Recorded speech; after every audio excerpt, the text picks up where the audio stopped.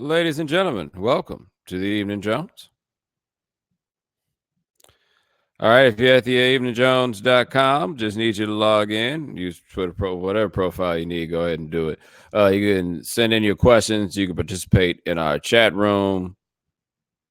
Hey, man, is anybody else just like worn out? I imagine it can't just be me. Like this. Is anybody else just kind of worn out? So like last night, I did an appearance on CNN, and they sent me the email about it, and they were like, "Yo, we could do this live at 10:45, or we could tape it at 9:15." I'm like, I don't even know why you brought this 10:45 shit up. Like, you asking me if I want to leave my house to do something at 10:45? That's going to involve keeping all my clothes on? Nah, give me the 9:15. Like, that's what's up. So I did the 9:15, and I go in there, go holler at people at the desk, go in their fancy elevator, get off the elevator, go see the dude at the desk, and I'm like, hey, I'm looking for such and such. And they're like, well, she's not here yet. But you can just go in the green room. Like, I guess he knew what I was there for, right? He's like, all right, cool. You can just go to makeup right there. So I go in there and I sit in the makeup chair. People, of course, being very, very nice. And so I'm just watching what's on the TV. And it's Anderson Cooper interviewing the husband of a woman who was on the helicopter with Kobe. And it is I'd say, I'm trying to think of the best way to describe the interview, but like the humanity of it really shone through. And like that man was strong as hell, man. Like he was really going through, just life and talking about, the crash itself and all of it. And he had some moments, where he quivered a little bit under the weight of the emotion. But I just found myself so impressed by how he was handling it and his willingness to share that with people, in the name of the memory of his wife. And also, I think, to a degree, like trying to help people that were in the same place.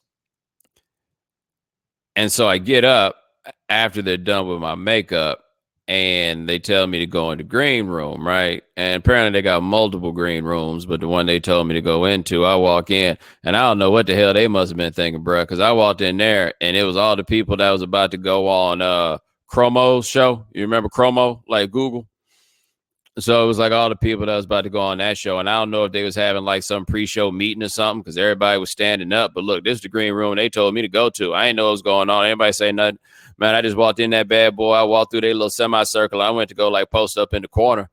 Like I was confused. Like it was like being on a train and it was people standing in front of the sofa, right? You'd be like, yo, if you want to stand, that's cool. But don't be out here making a dilemma for those of us who would much rather sit down, And I ain't know who. I later found out it was the people that was going on Chromo. I had no idea. It was just people in the room. I mean, you know me. I don't feel like I'm supposed to be in any of these rooms I'm in, so I just walk around like whatever. And then they came and pulled me out. I'm like, okay. And then I go sit down, and they put me in a different green room. And so I'm in there, and I'm looking at the TV. They got all their TVs on CNN. I'm like, yo, I understand what y'all trying to do, but I've already heard of CNN. I mean, maybe I guess it helps because you about to go on the show. You know what's going on or whatever. But what if I just want to watch something else right now? You know what I'm saying? Like, how you know that? Shouldn't it be about me? Anyway, so I'm sitting in there and I look up and I see Chromo and the people that had just been in this green room that I just barged into as they're wondering who in the hell this dude is in these sneakers. And they on there talking about the impeach, all that stuff that's going on over there. And so I'm watching that for however long they got me watching it. Lady come in and takes me to the set. I was doing it with Don Lemon. And then we talked about Kobe, and I was just like, damn, I don't know about everybody else, but I'm tired. And I feel like everybody else is kind of tired too. Like I got an interesting situation. I mean, I work in sports, so this is the thing. So like Monday, we're coming in. We're doing a show that's just fully about Kobe Bryant, but like the energy is just dead. I mean, how could it not be? Like, I mean, this is there. And so half the office, was out like to Miami for the Super Bowl, and the rest of us are basically planning a funeral that's running 24 hours on the channel. And then with every day, it's like something else. And like you just I mean, it gets worse certainly than this. There are people that are certainly grieving in this matter in ways that I am not. But I imagine that other people are kind of in a place where, we got hit by this. And I think that for a lot of people, it brought out some things that you didn't even necessarily expect it to for reasons that you don't comprehend. And I don't know if we ever fully will in some of those cases. Um, but man, I'm just kind of beat. And if you kind of beat, understand, I'm kind of beat too. And all I do for money is talk, you know? Anyway, let us move on to your questions.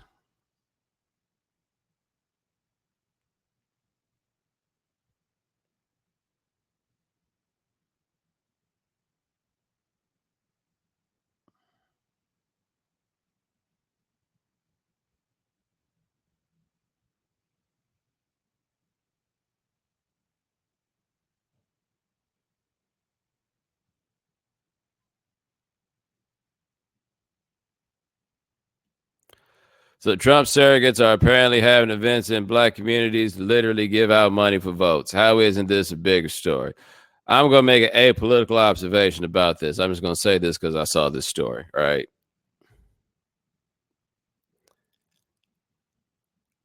I feel like all of us have lived long enough at this point to know that just because you give somebody money don't mean they're going to do what you want them to. Like I imagine the paperwork that is required to directly translate money into votes has to be illegal, right? I'm just saying, just for all y'all out there, it's not how it works when you give people money.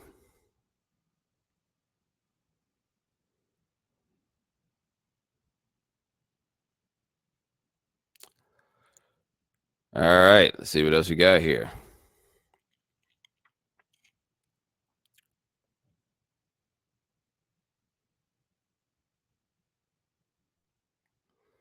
Is there a bigger hustle than charging $17 for beef patties at the Super Bowl? They're gonna be charging $17 for beef patties at the Super Bowl? You mean like the Jamaican ones? How much is the cocoa bread? $17? You're not even gonna get full.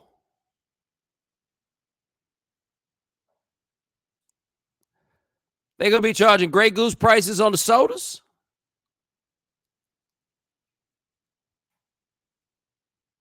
Oh, 1750.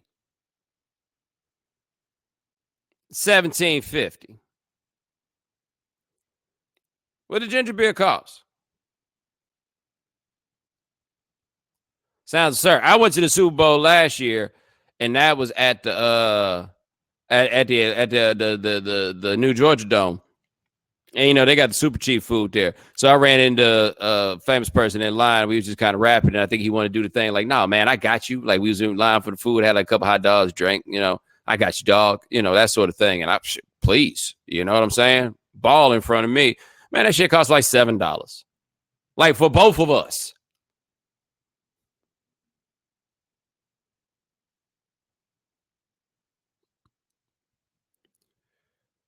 Appreciate the question. See what we got here.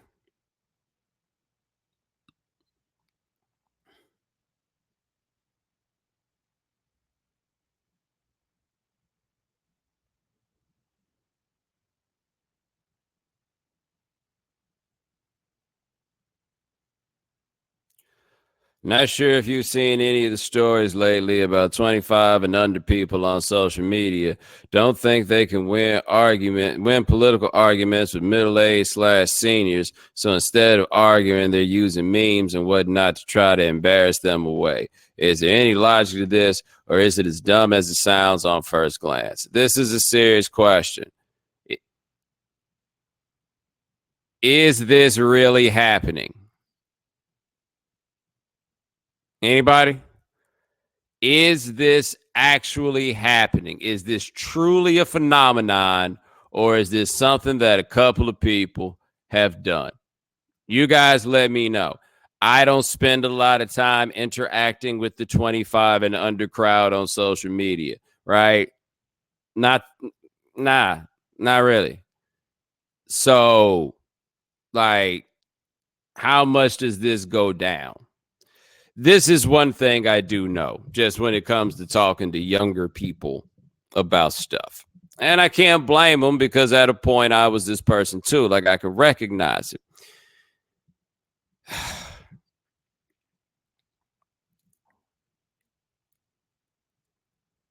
Like, it's so easy not to realize how much you do not know until you get to a point where you know a lot more. That's just what it is. This is how we are at just about every age. And part of it, like, when you think about it, like, think about how smart and grown you thought you were at 18. And then think about at 22, how much you realized how smart you were not and how grown you were not at 18. But at the same time, also believed in how grown and how much you knew now at 22.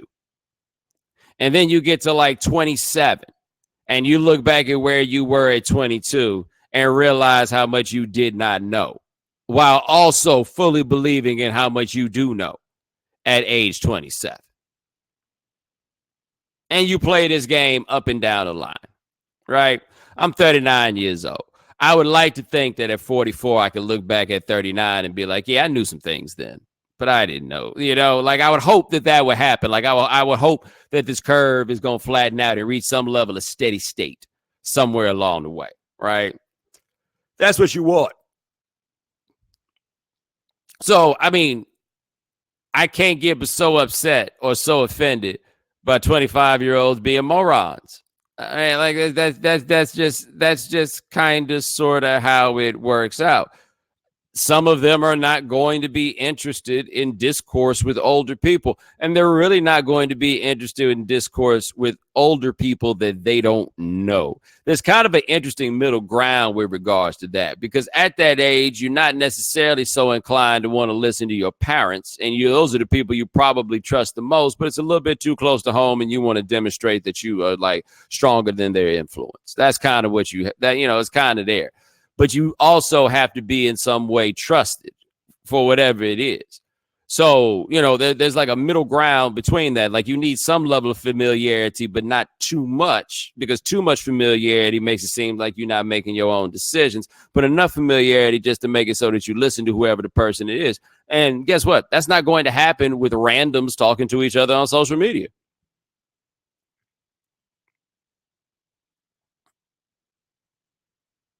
Like that's not going to be it.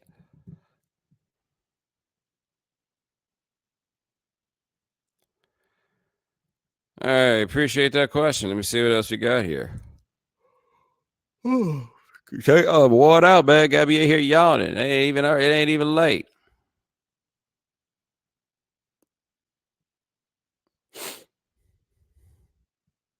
Some dude in the chat room asked the question. Oh, I thought he was asking something else. Never mind. Because I was had to be like, yo, you wilding.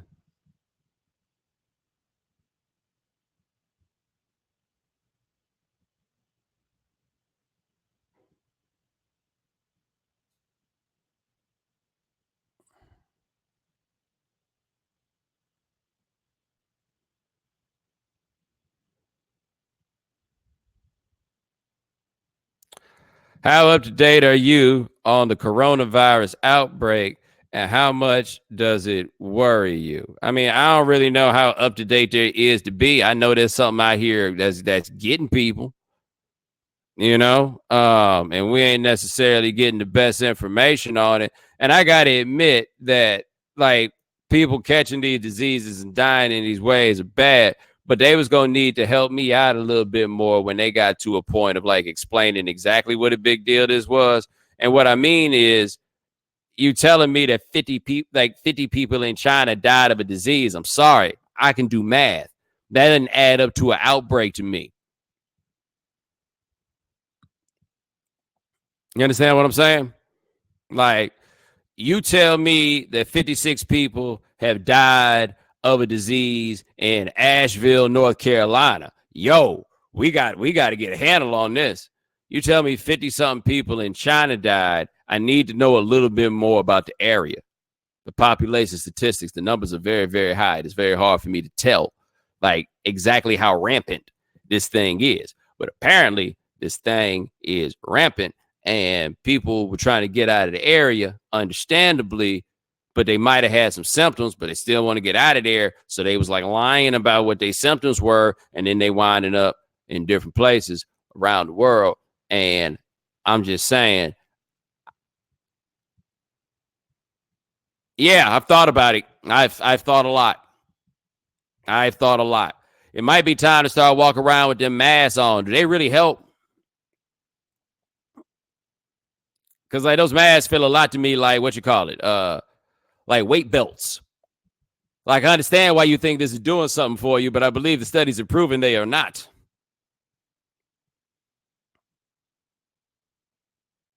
Yeah, so CDC said the masks don't help. And I wish they did, because this is mask season. It's cold outside. I wear that mask outside in the cold, help keep me warm. But I remember I had real bad allergies when I was younger.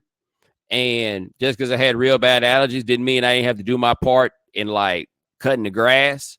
And so I'd wear like a form of a mask, like a cup, over my face. But it's Houston. And man, it'd be so hot out there. But like in this day, you just gotta make sure your breath ain't kicking. And I think it can, it could work out. But they don't help. I mean, they say CDC saying they don't really help. Damn. Yeah, I've thought about it, guys. I've absolutely thought about it.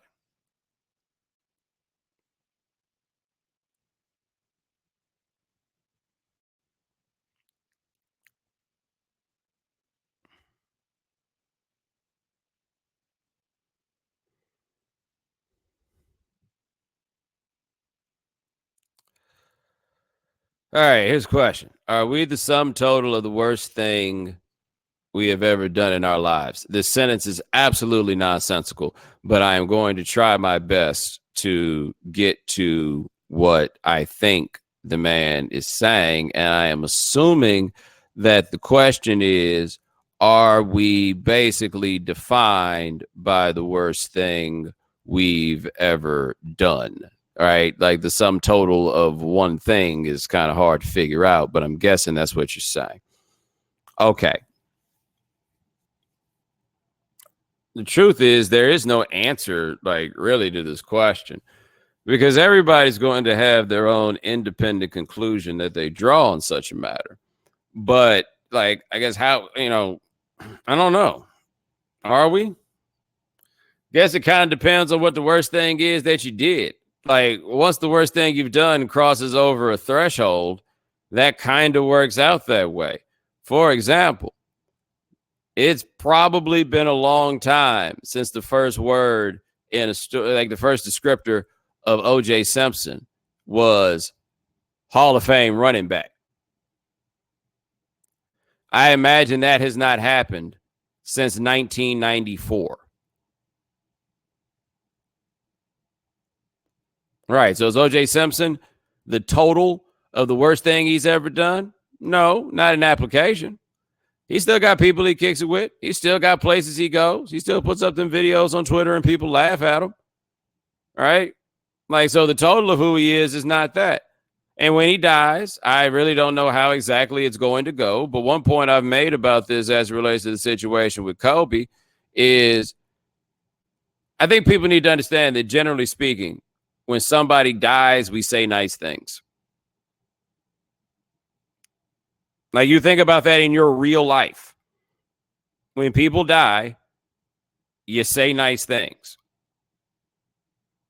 It's generally how it works. Now, it gets a little different when we start talking about like eulogizing and writing obituaries of public figures, because what they are is not personal in that way. But people's natural impulse based on socialization is to lean towards saying something nice about people when they die. The issue is we don't tend to come back when we're having these public discussions to talk about those people again, because the only reason we're talking about them at that time is because they just died. And once we get past the point of the fact that they just died, then we're not going to do like this full reckoning and this full accounting. All right. Like, and I'm not making the argument that social convention should trump all. I'm just saying that it is absolutely a prevalent force in determining how we handle these things. But in the end, man, you're going to mean different things to different people. That's what it's going to be. It's not going to be some easy, simple consensus. And so some people, yeah, the worst thing you do is going to be the thing about you. Some people is going to be the best. But if you're looking for a simple answer, man, that ain't coming.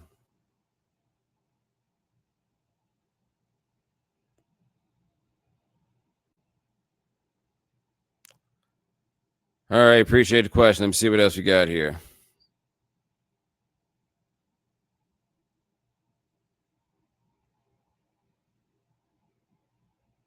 The reselling, okay. All right, I think I know what the gentleman is talking about. So, apparently, or the story bounced around on the internet that after Kobe died, shoe resellers were jacking up the price on Kobe gear.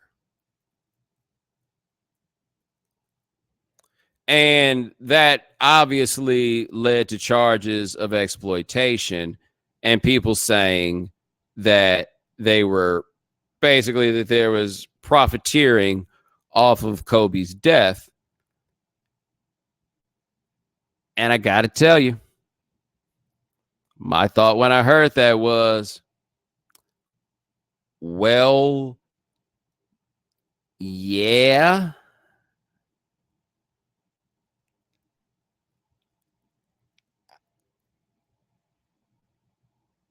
I don't really see what the problem is. Do you see what the problem is? Like, I get why people would say jacking the price up is a cold and heartless thing to do in that moment. I also think it's fair to say that it would be kind of bizarre if you found out Kobe died and the first thing you tried to do was go get some shoes.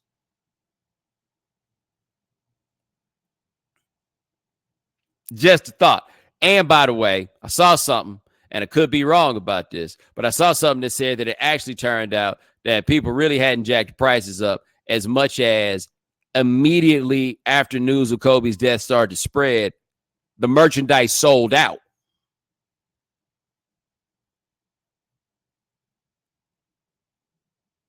Okay. The merchandise is selling out. If I'm a person who sells merchandise, why am I not raising the price on this?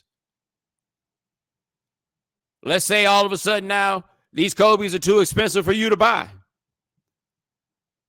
Have I stunted your grieving process? Like, what have I done to you? I don't think I've really done anything. I also think they're going to keep cranking out this Kobe gear. And in fact, Nike about to give you some RIP Kobe gear. You know it's on the way. Are you good with that?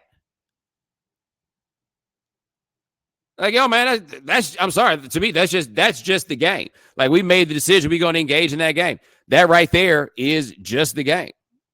Like, Let me ask you this, and this is a serious question.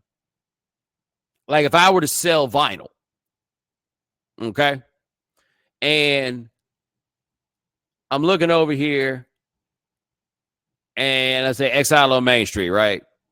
Let's say we find out that Mick Jagger dies. And people online snapping up all the copies of Exile on Main Street.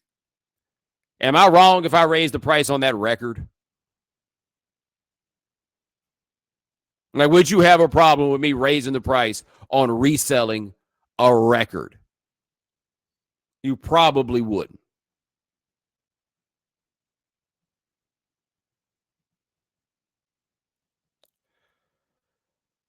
Appreciate the question. Let me see what else we got here.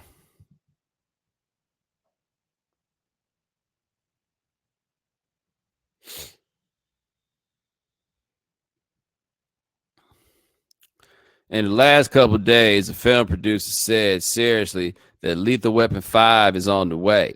Have we pretty much killed nostalgia at this point? We may have killed nostalgia at this point. I mean, they just decided, look, why try something new when we got this stuff that we know works? Wasn't there a Lethal Weapon TV show starring Damon Wayans not that long ago?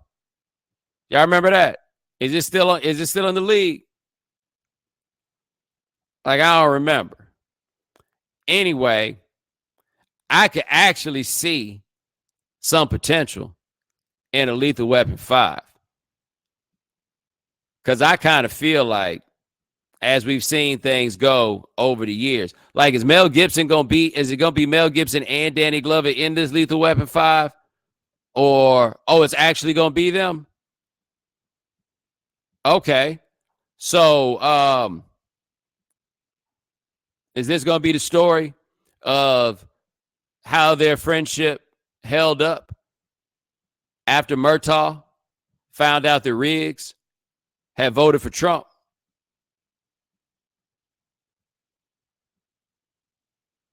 Like, is that not the movie right there? Like, them mad at each other the whole way about politics all the time? And Murtaugh being like, yo, don't you remember when we was out here putting in work against them South Africans? You remember that?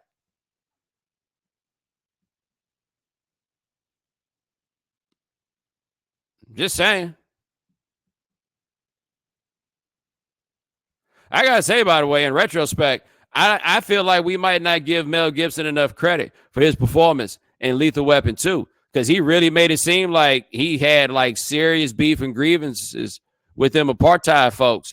And I don't believe that he does. I feel like he had to become a whole different person to get to that place. I mean, he might. He might. Is he the one that was in the pack of N-word story? Right, that was him, right? Yeah. I'm just saying. That was a great thespianic performance.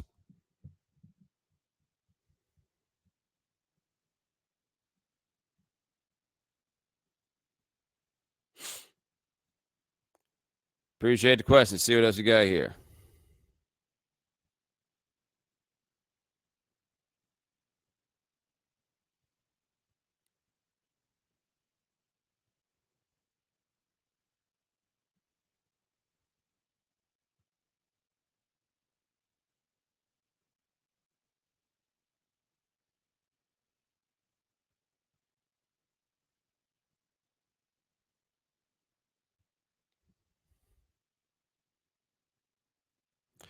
Do you think we'll descend into violence a la the Civil War, where people were getting beat down on the Senate floor?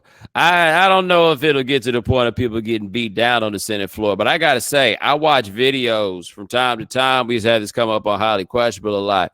Then videos that come up from them countries where folks be fighting in the chambers, like in the Congress. Y'all seen those? And I got to say, I imagine it would probably be pretty embarrassing if that happened in the United States. But when I watch them videos, when that happens in other countries, I always find it to be highly entertaining. I think it would be hilarious. Like I should probably be ashamed of those things, but tends to be they tend to be crowd pleasers.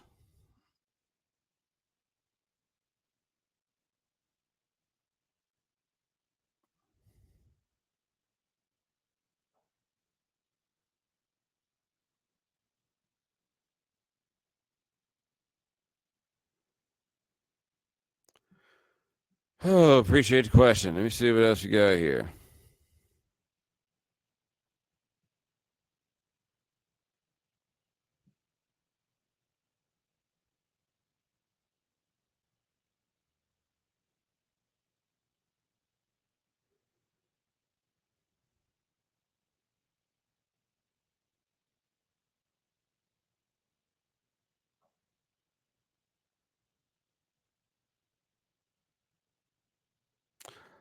Hold on, guys. I'm looking.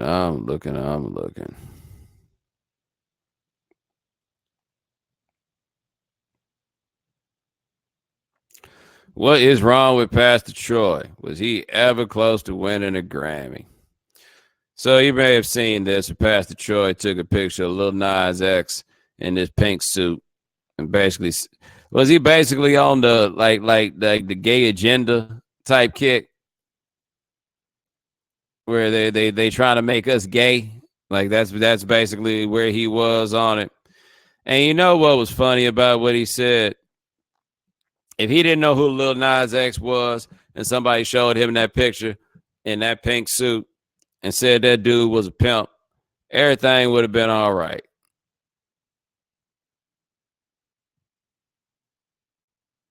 Like he'd have been good if he said he was a pimp. Like what's confusing me about that, I don't even know it's confusing. Like I just can't imagine sitting at the crib and being like, yo, the world needs to hear me say this. Especially when, look, man, No More Playing GA is an all-time classic. No More Playing GA is 21 years old. No, you're not gonna win no Grammy, my dude. And man, you can go wear that. In fact, go try it. I mean, he ain't gonna try it, but you go put on that same suit Lil Nas X had on. That ain't gonna get you no Grammy, partner.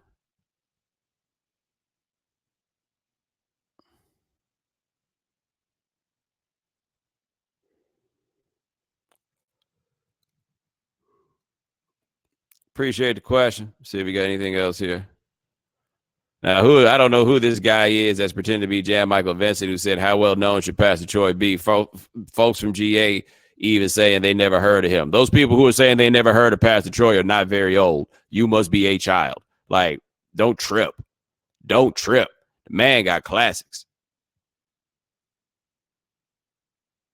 And honestly, if they ain't never heard of No More Playing GA, that's how they was raised.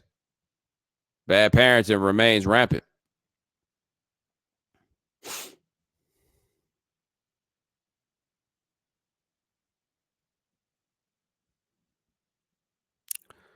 All right, let me see if there's anything else.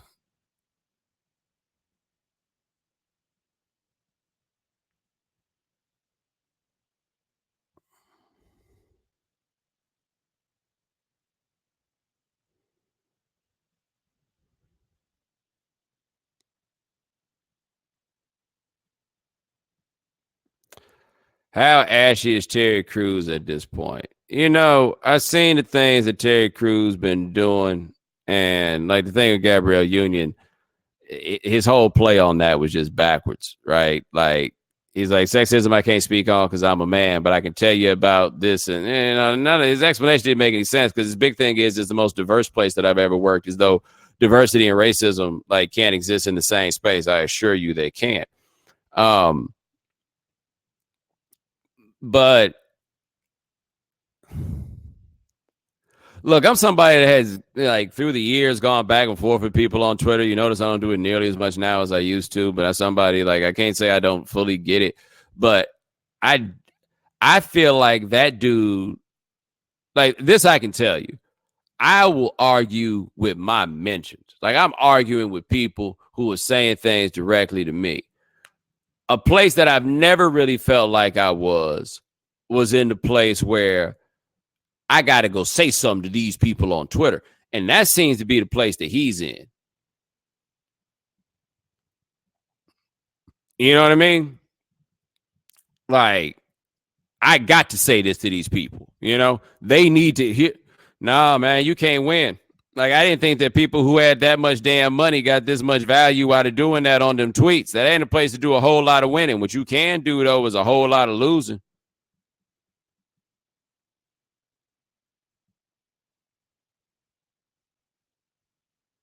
Whole lot. Appreciate the question. See what we got here. Hey, Bo, now that you're not on the radio, do you miss all that space to put out your thoughts? Nah, not really. I think, like, especially over the last 10 years, y'all have gotten a lot of my thoughts for free. Yeah, I don't need that many more. It's probably good for me that I don't. Nah, I just don't have that much that I absolutely have to say.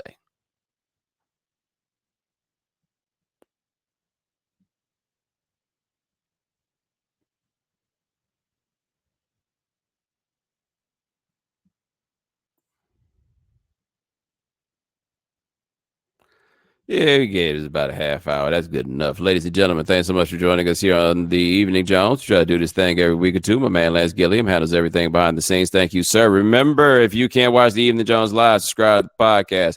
Subscribe at the iTunes store. Subscribe at Stitcher Radio. Check us out at SoundCloud. We're also at the Google Play Store. And yeah, talk to you guys soon. Take it easy.